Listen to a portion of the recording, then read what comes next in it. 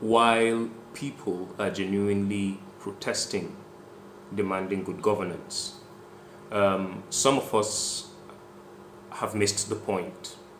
In other words, I mean, some of us have become obsessed about the protest, such that, and by obsessed, basically this is what I mean, that hitting the streets has become an end in itself in the minds of certain people, such that they are willing to accommodate certain other threats as long as people will just remain on the streets.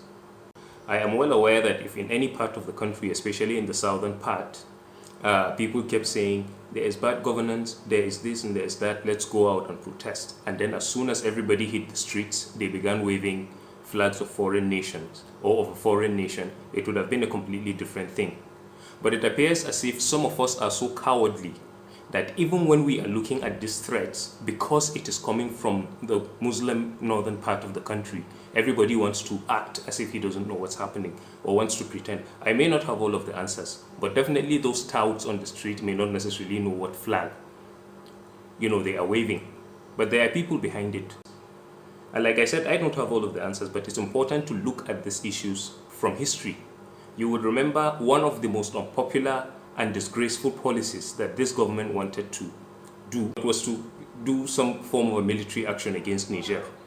While we were against it because of the nature of our country, while we were against it because of our economy, because of the diplomatic implications and economic implications, some people were against it simply because of religious ties. And they went about protesting it. And they said it.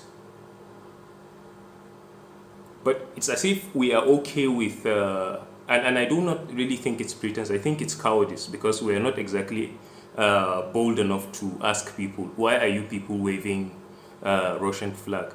Why did you talk about hunger, you talked about fuel price and so many other things, and then we are talking about the same thing and you are waving Russian flag? What exactly is behind it? Who are the people that gave you those flags and why are you doing it?